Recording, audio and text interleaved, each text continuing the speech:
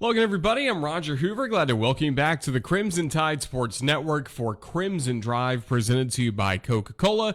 Roll Tide. It's been a couple weeks since we've had Crimson Drive as we took a little bit of a summer vacation, but you know what this week is. Everybody in Hoover, Alabama for SEC Media Days, and that's really the unofficial start to the football season. As Coach Spurrier used to say, it's talking season, so we're doing a lot of talking on this edition of Crimson Drive, again, presented to you by Coca-Cola, all about Alabama's appearance yesterday at the SEC Media Days in Hoover. And coming up in just a few moments, we'll hear from the head coach of the Crimson Tide, Nick Saban. But before that, we want to go to our headlines, which look a little bit differently moving forward here on Crimson Drive. Welcome to our headline segment here on Crimson Drive, and that's presented to you by RJ Young, the official technology solutions provider of Crimson Drive. We have our outstanding board provided by RJ Young. We'll start going through some of the headlines, plus starting with what's coming up on the show today. Of course, we'll be talking all things Media Days. Alabama had a very busy Wednesday in Hoover, Alabama at the SEC's kickoff event. So we'll hear from the head coach of the Crimson Tide, Nick Saban, on the podium, as well as a one-on-one interview I recorded with Alabama's defensive lineman Phidarian Mathis. John Metchie III, outstanding wide receiver for the Crimson Tide, kind of took the SEC Media Days by storm with his great wardrobe. We'll get to see that, plus talk about Alabama's offense. And then we'll also hear from the commissioner of the Southeastern Conference, Greg Sankey, as well. A very busy weekend of news for the SEC.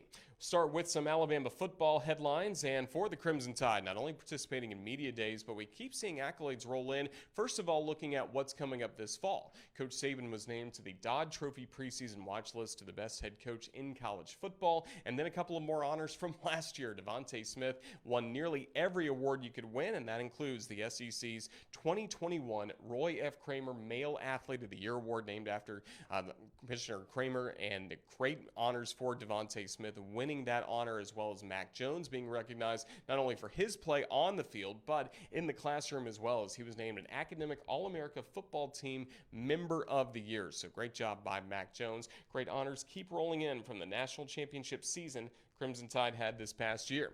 So that's a look at Alabama football. Next up, why don't we talk some Alabama basketball?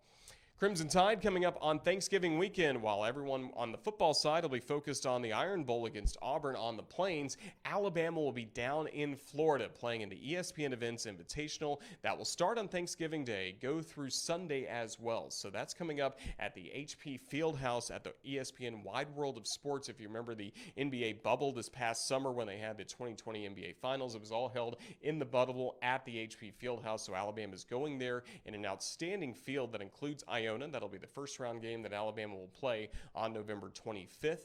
Alabama just played Iona in the NCAA tournament. The Crimson Tide got the win in that matchup of Nate Oates of Alabama, Rick Pitino of Iona, who's turned into one of Coach Oates' mentors. So fun first matchup for Alabama against Iona.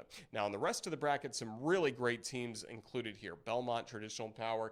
Dayton, a great mid-major school led by former Alabama head coach Anthony Grant, so there would be intrigue if Alabama could play Dayton. Drake, Kansas, everyone wants to see the Jayhawks against the Crimson Tide, plus Miami, already playing them in football this year, so how about a men's basketball game as well, and then North Texas also included in the field. So really great to see all of those potential matchups on the horizon. One matchup we do know for sure, Alabama against Houston. That has been confirmed by the Crimson Tide team that Alabama will be hosting Houston coming up this year. A game we hoped to see last year at Coleman Coliseum, but unfortunately had to be postponed due to COVID-19. So Alabama against Houston coming up in basketball as well. Let's talk volleyball for a moment. The Crimson Tide volleyball team, led by head coach Lindsey Devine, they had their schedule announced earlier this week, and they will have two home tournaments. Busy time at Foster Auditorium coming up in September, starting with the Crimson Tide Invitational. That'll be the weekend of Alabama's first football game when the Tide are in Atlanta to face Miami. But September 2nd through the 4th, Alabama hosting the Crimson Tide Invitational. Also, if you're thinking about going some volleyball matches, here are some SEC matchups to keep in mind later throughout the year.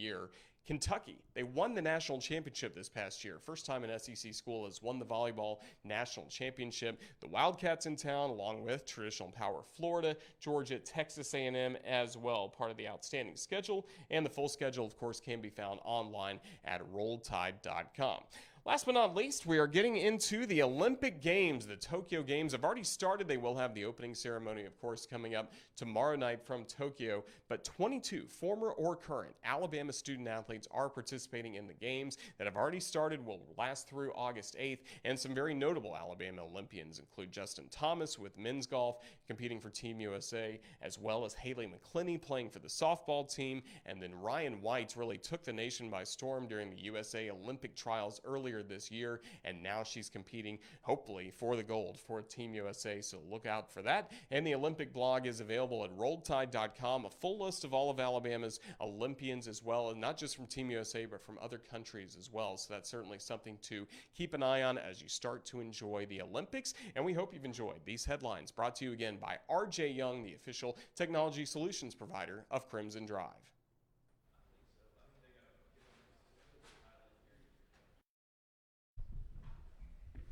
Okay, we have 10 minutes with Coach Saban. We'll go right straight to questions. Please be brief so we can service everybody. We'll go here on the left, Coach, second row. Tony Segalis, good morning. There's been some talk in the college football world about how we should address head coaches. If it was up to you, what is your preference? Is it Nick, head coach Nick? How would you like to be addressed? Look, I respond to just about anything, and I've been called just about everything. So, not something that's really important to me, but I think everybody should have the opportunity to sort of create or make the way their expectation is of how they get addressed, and it's not something that's really that significant to me. Coach, to your right on the second row. Tyler Shaw with KBTX and College Station. I was just curious your thoughts on Texas A&M, what Jimbo Fisher's building there, and do you see them as legit contenders in the SEC West? I don't think there's any question about it. Jimbo's done an outstanding job there.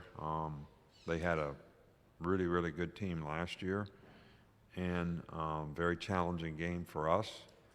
It's always difficult to play there, and we have to play there this year. And I know they have a lot of good players, both sides of the ball. And I know Jimbo from, back in 2000 when we started out at LSU.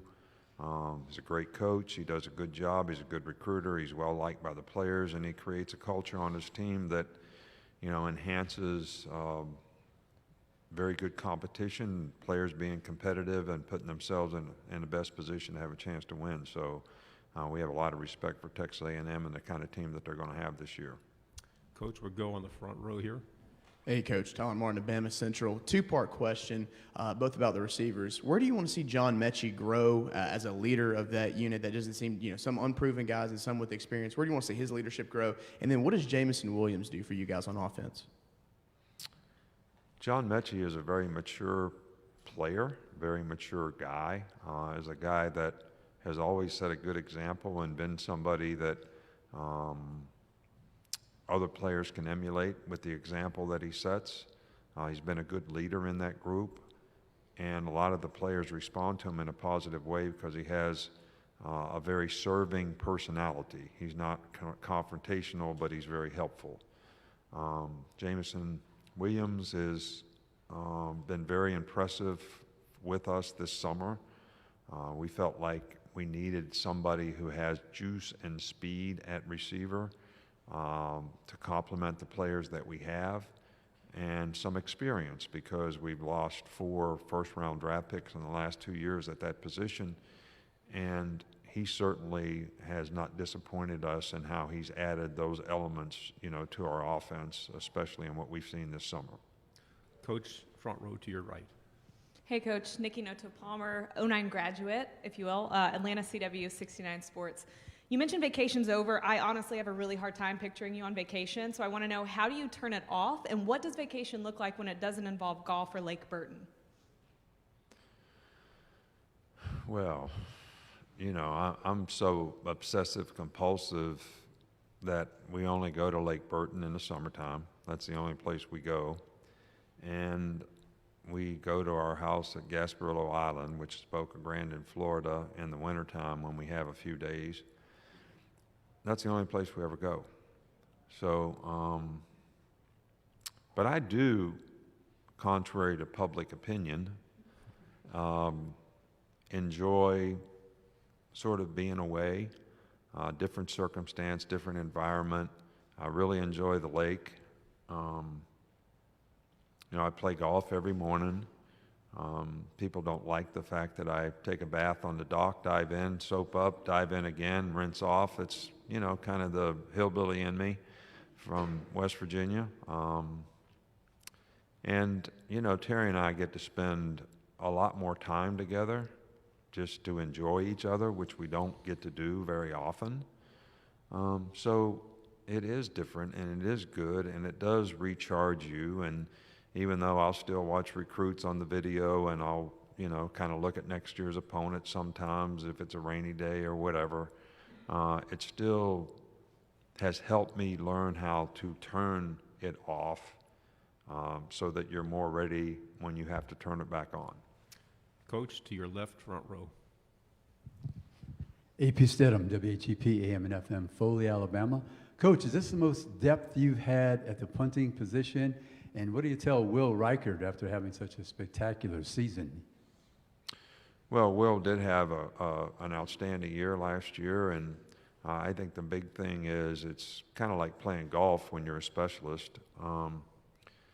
You have to, consistency and performance is what's going to define your success, and when you have, that kind of success, you don't want to just make that the standard and think that you're going to be frustrated if you can't match that, but you just want to be the most consistent, best performer you can be. That's what we tried to emphasize with him. And look, we have a lot of punters because we're trying to get, it's not been one of the strengths of our team, so we're trying to get someone who has the ability to go out there and change field position for us a little better than what we've been able to do the last few years. That's not been one of the things that we've done a great job of when it just comes to punting average, punting performance, consistency at that position. So, hopefully with the guys that we have there now, someone will be able to do a little better job for us. Coach, to your right on the second row. Ryan Hennessy, NBC 13 in Birmingham. Coach, going into last year with a limited capacity, how important is it as a coach for you to have your players have 100% with the fans this year? And do you talk to Greg and your president about how important it is to have 100% capacity this year at Bryant-Denny?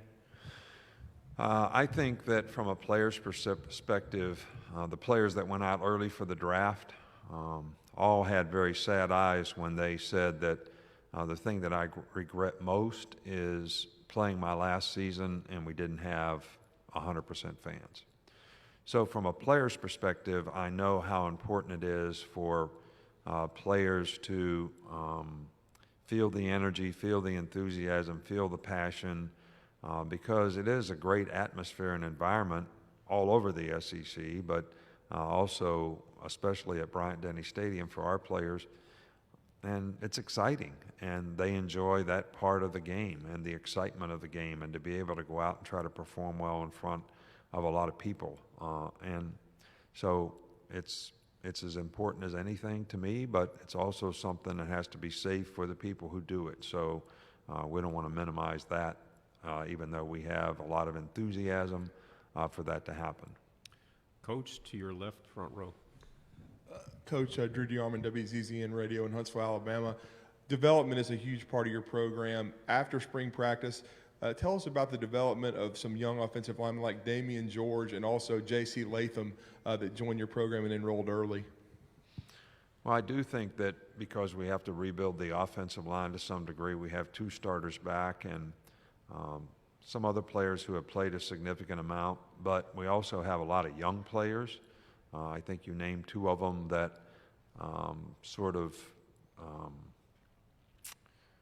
it's important for us that those guys mature and develop and gain confidence in being able to play those positions, whether it's to become a starter or to be a backup who can have a winning performance if necessary and they need to go in the game. So we believe in those guys. They have a lot of ability. They have a lot of talent. They're certainly capable, but offensive line is probably one of the most important positions to be able to develop because there's so much playing together with the other guys, whether it's pass protection, run blocking, whatever it might be. So to have a cohesive group up front that can kind of trust and believe in each other, I think is really important. And those two guys' development will obviously be pretty significant in how that group sort of develops this year. Two final questions. The first one, Coach, to your right, second row. Hi, Coach. Georgia Chambers, WFF 48 in Huntsville. Can you touch on LeBron Ray and what you're expecting from him this season on the field and from a leadership standpoint? Yeah, LeBron Ray is a guy that we have a tremendous amount of confidence in. He's a mature player. He's a very good player. He can add a tremendous amount to our defense. Certainly has struggled through his career because of injury. He's had several injuries that have kept him off the field at least half the season last year, and then we only played him situationally toward the end of the season trying to keep him healthy.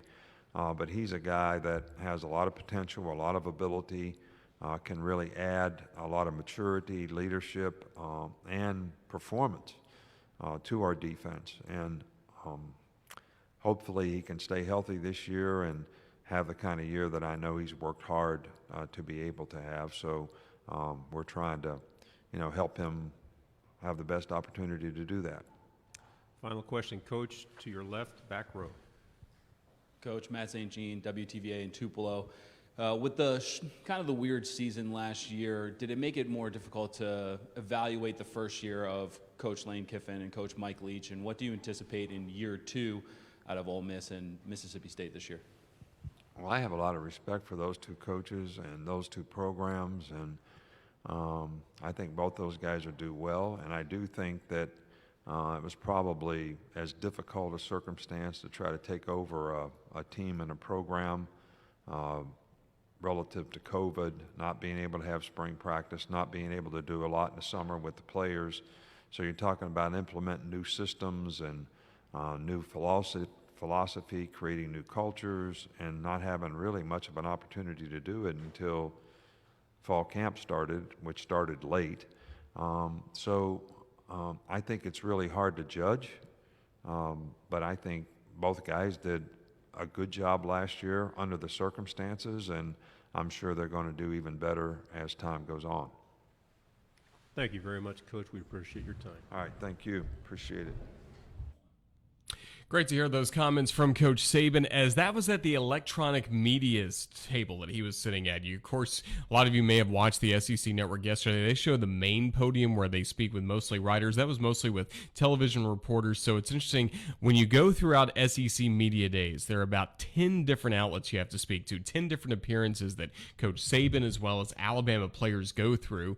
One of those is on Radio Row, where there's about 21 radio stations from all around the South that are in this one hallway, and the players kind of go from one station to another. Coaches do the exact same thing as well. And one of Alabama's representatives, of course, defensive lineman Phidarian Mathis, he bounced over to the Crimson Tide Sports Network. It was kind of low tech. I was just standing there. We recorded a quick interview, but wanted to let you hear directly from Phidarian Mathis as Phil talked about his experience at SEC Media Days 2021. Live at SEC Media Days with Alabama defensive lineman Phidarian Mathis. And Phil, how has this experience been? How many questions have you been asked? I know we're near the end of the day for you. I think it's been about a million. Well, man, I'm excited to be here, man. This has always been a dream come true, As a freshman, once I really just found out about this, it was a goal that I had on my list to knock off, so I did it. Any teammates give you advice on how to handle all of it, or Coach Saban? I mean, just being in Alabama, period, you learn how to deal with the media. So I think they prepared us very well with this. How's the summer going for you? It's been going good, just buying into the team, becoming a better leader, just grinding, just trying to get to the season and do what we do best. What can you tell us about all the different strength and conditioning work? Has it been kind of more of a normal year as opposed to last year? It's been more, everybody together now. Last year we was kind of separated. Now we back as a team. Everybody grinding together, getting that work in. What's impressed you the most about some of your teammates on the defensive line? just some, growing up, especially the younger guys. I mean, they coming in, nowadays they coming in, they knowing that, they got the high school mentality, but now those guys are growing up, man. They understanding that, man. I'm growing up now, man. I gotta, it's a certain way I gotta go about things. Now let's talk about the other line of the scrimmage. We know you go up against Evan Neal a lot. I mean, he's a freak athlete, isn't he? Yeah, he is. Man, I love the whole O-line, man. Shout out to those guys because they the ones make us better, and they get us prepared, to go out there and do what we do. And like I say, man, shout out to those guys. They the best. Well, Phidarian, I know you got a few more appearances left to go, but just congratulations on getting through SEC Media Days. Look forward to seeing you in fall camp. Roll Tide. All right, Roll Tide. Appreciate it. As Phidarian Mathis of the Alabama Crimson Tide, this has been Roger Hoover. Thank you for listening to the Crimson Tide Sports Network. Again, that was one of the final interviews of the day for Phidarian Mathis as he was bounced all around the Winfrey Hotel at the Hyatt Regency there in Hoover, just talking to so many people. And part of his experience as well was a press conference, just like we saw from wide receiver John Metchie III. All to talk about some of the other wide receivers Alabama had last year, like Jalen Waddle or the Heisman Trophy winner Devontae Smith. Now it's John Metchie III, hoping to follow in their footsteps and continue leading this Alabama offense as he really stole the show, first of all, with his wardrobe, and then very entertaining press conference with media members from the Southeastern Conference.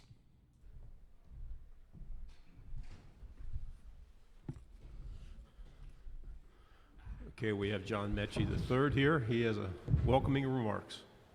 Oh, hello. Hi, everybody. How's your day going? Good, good. When you build a championship program, you get a lot of people here. We'll go straight to questions here. Do we have anybody with an opening question? Front row here on your right. Well, I didn't want to start out this way, but I'm Tyler Shaw with KBTX and College Station, so I got to ask about Texas A&M. Do you see them as legit SEC West contenders this year? And could the game where you guys go to Kyle Field this year, could that be a big game? Definitely. I definitely think Texas A&M is a good team, and I definitely think they will be good this year. And also playing at their stadium will definitely be special. They definitely do have a great atmosphere there. Question to your left here on the front row. Hey, John. Charlie Potter with 24/7 Sports. You guys obviously lost Smitty and Waddle this offseason and added 5 new receivers. Just what's your confidence level with this new group of guys going into 2021? Through the roof. I think my confidence for this new receiver room is just through the roof. I think we have a lot of young and great potential, and I'm definitely excited for everybody to be able to see that and us to go out there and showcase our talents. John, to your right on the second row. John, first off, suit's phenomenal. Thank you. Thank you. After the A&M game last year, a couple of the Aggies said they thought they were a play or two away from maybe winning that game. From your perspective, did you guys see it the same way? I don't think we saw it the same way. I think we went in there with a game plan of what coaches wanted us to do, and I think we executed it. Probably a couple errors here and there, but I think overall it was a pretty solid game. Question to your left on the third row. Going into this year, obviously with the fans returning, how important is that for you to have that full stadium? And when you guys went to even Miami, it wasn't a full stadium. Was that different? Are you excited to get 100% back? Yeah, man. Sheesh. I'm excited for it. I'm definitely excited to get a full stadium again, have fans back, family, all of that. I'm definitely excited for that. John, to your right, front row. Hey, John, Jared Joseph, Fox 44 in Baton Rouge. Every year, the first week of November gets circled on the calendar with LSU and Alabama. The Tigers have a lot of changes with offense and defense. How much of an eye are you going to keep on what they do throughout the season as you guys prepare for them? I honestly don't think I'm going to keep too much of an eye on them during the season. I know what to expect going into in there. They're going to be a really good team, but it's kind of just focusing one game at a time. So right now, I think all my attention is probably on Miami, and then so on and so forth. Question to your left here on the second row. Hey, John, Jacques Doucet, WAFB TV. People ask, how are you guys able to do this? You know, this dynasty that has been Alabama football for all these years. Is it the players holding each other accountable to a certain level, combined with what Coach Saban holds you guys to? I mean, just in a few words or sentences, how are you able to do this? Definitely. I think it's definitely a combination of all of those with Coach Saban and the players. I think it's the principles and values of the place, the standard that we have, of discipline, toughness, commitment, effort, pride, all of those, and kind of just the players, us wanting to be great, just being competitive and holding ourselves to that standard. Question on your right in the back row. John, Matt Trent, WBRZ TV in Baton Rouge. How does Alabama handle, if you guys have one, quarterback competitions? Because it seems like when one great one leaves, another one is just plugged in. And from our perspective, we never really hear anything about an Alabama quarterback competition. How is that handled in practice and just throughout the year? There definitely is. I think, especially this year, we have a really good room with Bryce, Paul, Jalen, and I think they're all doing a really great job. I think they're all making really big strides, and I'm excited for that room. So I'm excited to see how well they come along, and just excited for the season with them. To your left here in the third row. Hey, John, Ben Bobick, WRCB in Chattanooga. With Bill O'Brien running the offense now, coming from the NFL, how have you guys been adjusting to how he likes to operate and do things? It's been pretty cool. Having Sark as a great offensive coordinator this past season, but now again, Coach O'Brien, I think everybody knows who he is and what he does. And definitely excited, and it has been fun seeing him collaborate with the Alabama offense. So definitely excited for a season of that. Stay on your left in the second row. Hey, John, Nikki from Atlanta CW 69. Chick-fil-A kickoff is coming. What excites you the most about going up against that Miami defense, and especially probably a new defense with Manny Diaz at the helm? I'm definitely excited. They're definitely going to have a good defense, a good offense, a good team.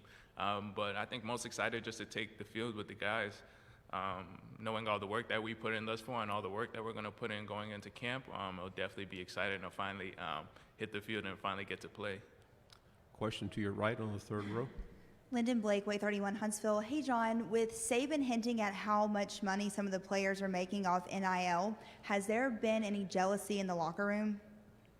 I think there has been a lot of. I think everybody is aware that as long as we continue to do what we do on the field, we'll be able to continue to make more and more opportunities for ourselves off the field. To the right here in the front row. Hey, John. Kate Thomas, WFB TV, Baton Rouge.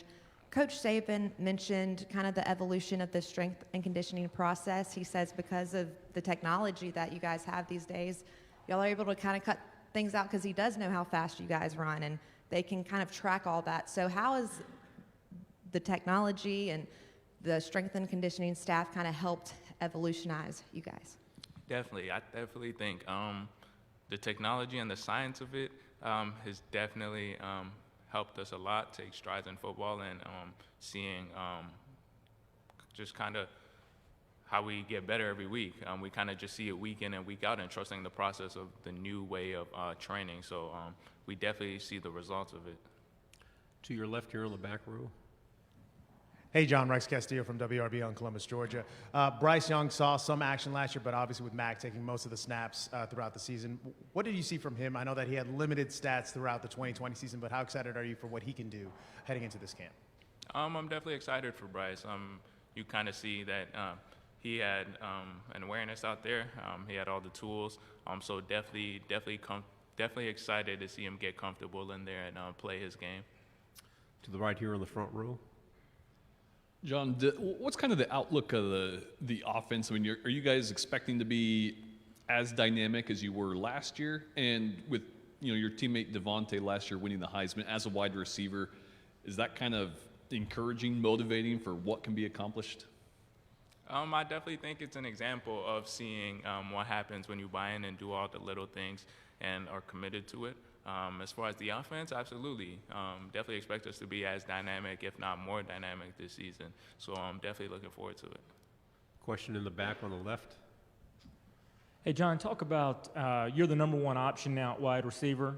What did you learn from guys like Devontae and Waddle and some of the others before them that you'll pass on to some of the freshmen coming up this year? Learned a lot. Learned a lot of how to handle yourself off the field and on the field, but also learned a lot in the game of football, a lot of minor details, and I think it's a lot of those little details that I'd be able to pass on. Question here on the left, second row. Hey, John. Atlanta has witnessed a lot of outstanding wide receivers come through the city. Calvin Johnson at Tech. I mean, Julio, Calvin. What's the legacy that you want to leave knowing that you're having an amazing opportunity this year? I'm definitely excited for the opportunity, and I'm aware of all the great receivers that have definitely come through. And I definitely think that if I continue to try and be the best version of myself, that when I look back at it, I'll be satisfied. 2 final questions. The first in the back on the right. John, I don't know how many times you've gone up against him one-on-one, but what's it like going up against Derek Stingley these past couple of years? He's definitely a really good player. Everybody knows who he is as well. He's definitely really good, and they definitely have a really good defense as well as a whole. So I think their whole team should be really good this year. Okay, before the final question, again, Coach Saban is coming up in a few minutes. We want to take care of as many people as we can, so please, to the best of your ability, keep your questions concise and no double-part questions. And we want to keep a nice path like we did when John came in here, so it's easy access. We'll take our final question right here in the front. Yeah, John, you guys added Jamison Williams to your wide receiver room from Ohio State. Just what are your early impressions of him and what he can bring to the offense this fall? I think it'll be exciting. I think he'll only make the offense more dynamic. J-Mo definitely will bring a lot of speed to the offense. So I'm definitely excited to see how the offense is with him in it. John, thank you very much. Thank you. Thank you for having me.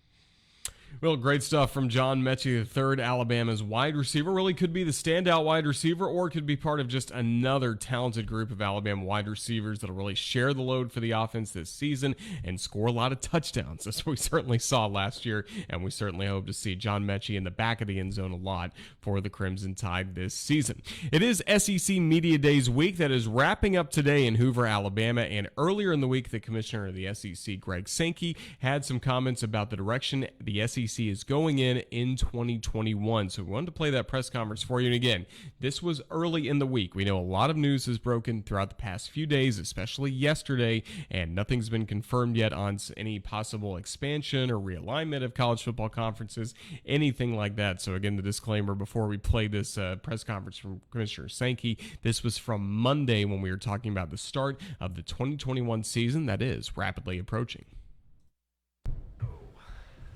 Commissioner Sankey, who's been at the helm of the preeminent conference since 2015, a key reason it enjoys that status. Commissioner Sankey. Give a lot of credit to the people that came before me as well for giving me some shoulders to stand on, and appreciate the introduction. I'm assuming everyone had a chance to watch my opening remarks, but just a few high points. One is the emphasis on not assuming everything is well in the COVID world, the attention to public health guidance, including vaccinations within our programs and even for our fan bases, is important, particularly these 6 weeks heading into the season.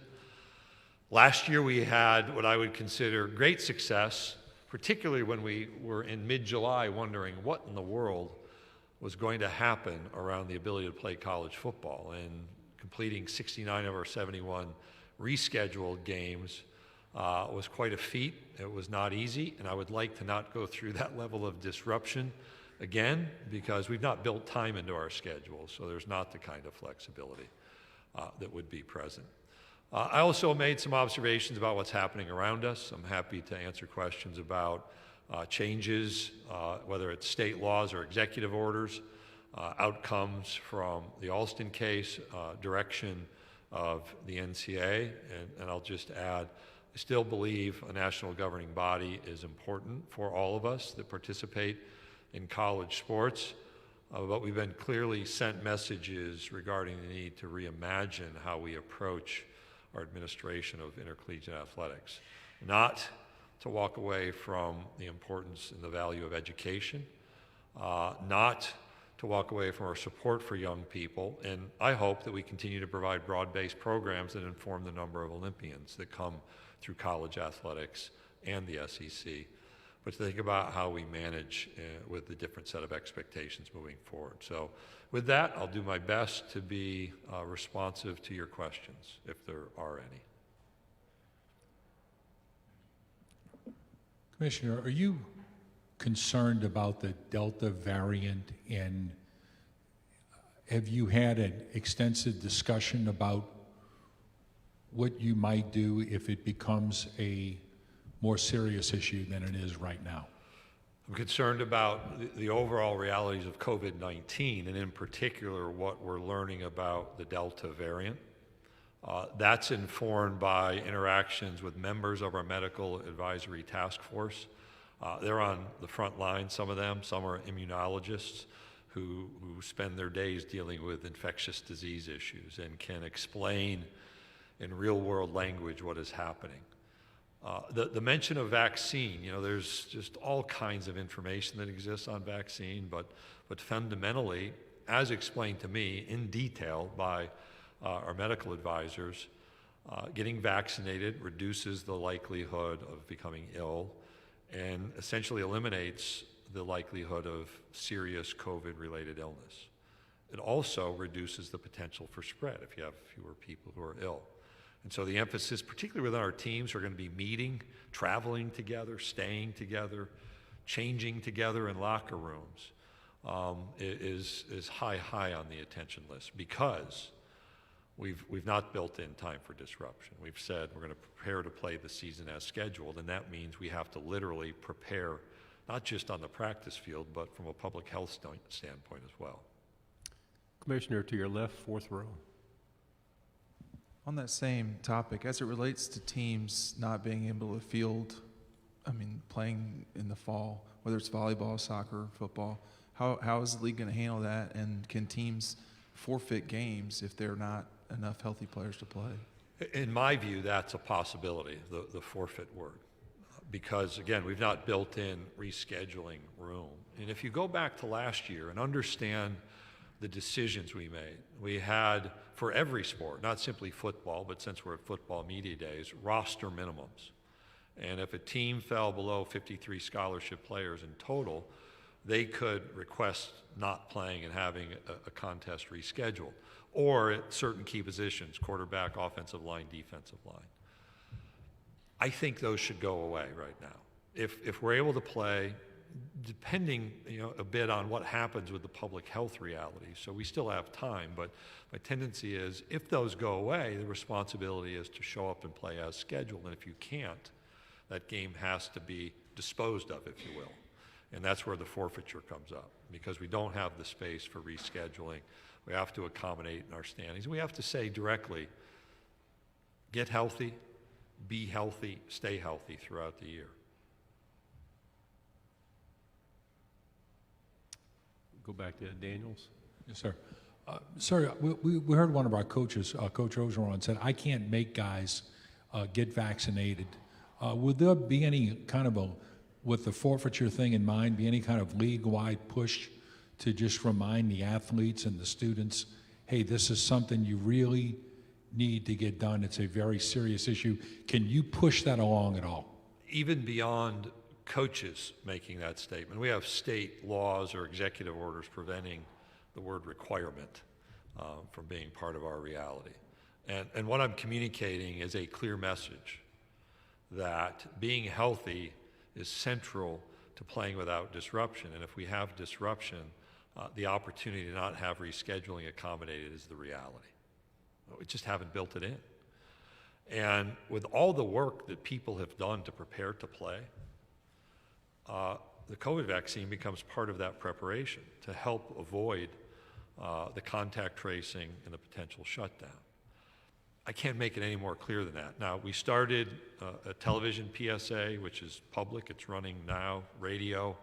We have a medical advisory task force I mentioned that was very intentional back in February to start an educational effort. We've asked our athletics directors and our programs to even engage individually, answer questions. We want to be respectful. I think the reality is you can't force people. So I'm not suggesting that. I'm just suggesting full information, but accessing the vaccine. I've done it personally. I educated myself. Others have the benefit of even greater resources than I've had. And that has to be the point of emphasis from my perspective at this point. To your left, the fourth row. I I wanted to ask about the relationship between the league and the NCAA over the last 18 months or whatever it was or has been. How do y'all move forward with the NCAA considering the rocky landscape of the last 12 months, 18 months, whatever it is? And what's the future if there's too much bureaucracy with the NCAA as it relates to the Power 5 schools? As it relates to the NCAA, keep in mind, my last encounter with the NCAA was 2 SEC teams playing for a national championship in Omaha. Go back up, we had LSU winning the men's outdoor track and field championship, Florida men's tennis, Ole Miss women's golf, and back beyond that, and Kentucky volleyball, and I told you there were 9 total, and I'm not naming all 9. So there are great things done under the label. What is difficult is to, a month after we shut down, extend eligibility for everyone on a roster in the spring. And that eligibility extension might go 3 more years for people, and they're invited back, and not accommodate the financial aid so that we can continue to recruit young people into the college system. That's where not the NCAA national office, but simply this structure that has 32 conferences with different realities making decisions becomes difficult. And I could talk about other issues, the initial counter structure in football. There's not agreement among the autonomy conferences on what that should look like, but we're not getting that conversation off the ground. So as we have more transfers, more medically exempt student athletes, a consistently high level of pro departure, we need to think about how our scholarship structure in football exists. That's hard to do in the current system. Now we can adapt. What we won't have, in my view, is as much regulation as we've had. And so we have to go back to principles that will be the focus, not just the old set of principles that get shown in a meeting. What do we have to focus on from those principles? Where are the important areas to legislate? Around the competitions, around academics, around support expectations. But really, we're out distancing any support expectations that exist nationally in this league. So we don't need those. And then how does a new structure facilitate conference oversight or really campus decision making? And that's attached to a vision. That's a long explanation that's not good for electronic media, so I apologize. But remember, there are some really valuable aspects of the NCAA label.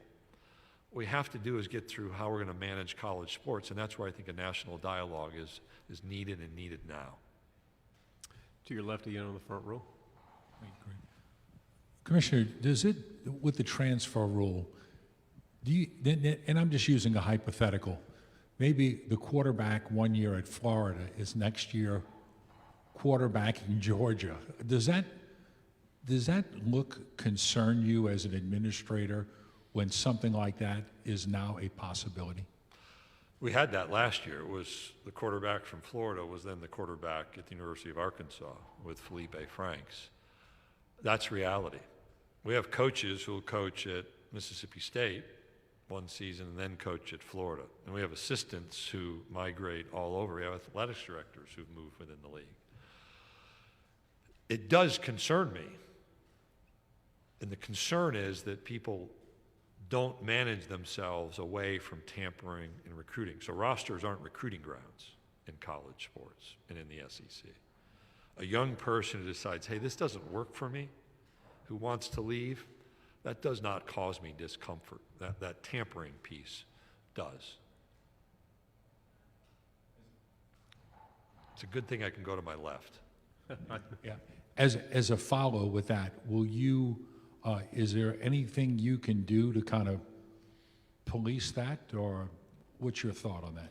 Well, our presidents, as we were considering the change to allow interconference transfers, said, you're going to figure out a way to oversee this. What's the interim mechanism, which is we have information that comes to us and that would go to the NCAA enforcement staff. The question that lingers is, should we engage in more intentional oversight at the conference level? And that's, Unfortunately, I'm halfway through my summer and I haven't answered what that oversight model would be, but that question has been asked of us by our presidents and chancellors.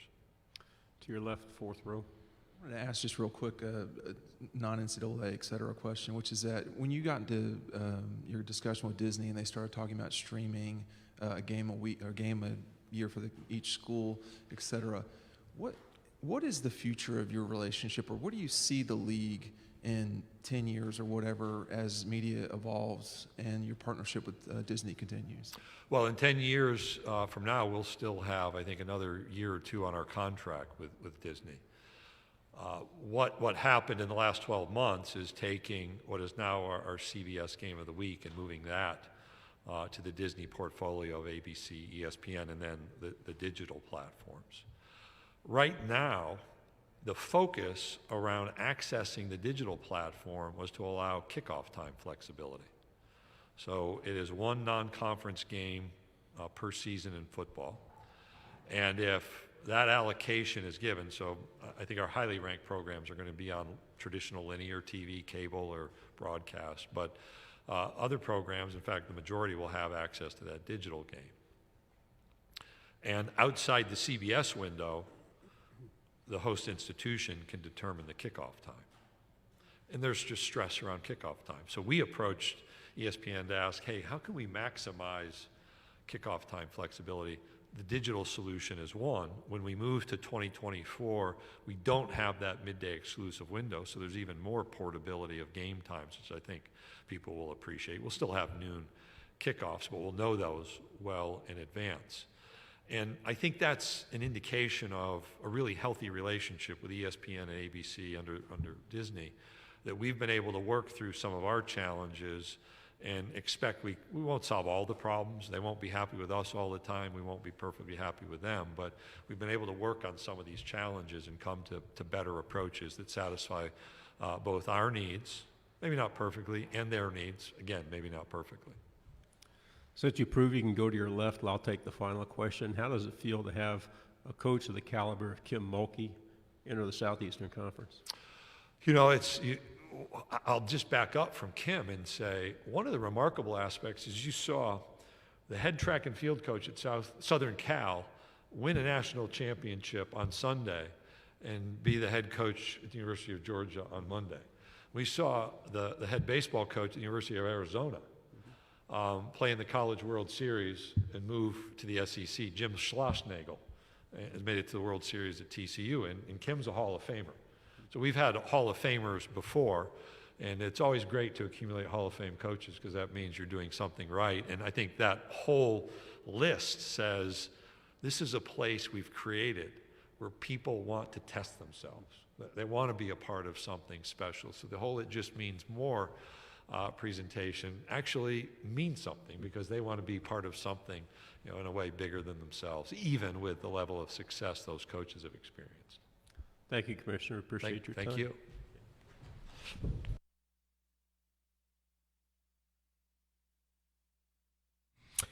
Our thanks to the Commissioner of the SEC, Greg Sankey, for those comments. Thank you as well to the Southeastern Conference for providing the video feed that you've seen for the Coach Saban, John Metchie, and Greg Sankey press conferences. We had the one-on-one radio interview with Phidarian Mathis as well. Just great week of content and coverage, and was lucky to be in Hoover yesterday for SEC Media Days as Alabama presented itself extremely well during the morning of Media Days yesterday, and Media Days are wrapping up today. Pretty soon we'll know the media's expectations for this upcoming football season with the preseason poll and preseason all-SEC selections being announced. So for more information on that, go to RolledTide.com. Also, the Crimson Tide Sports Network social media accounts will have much, much more as well.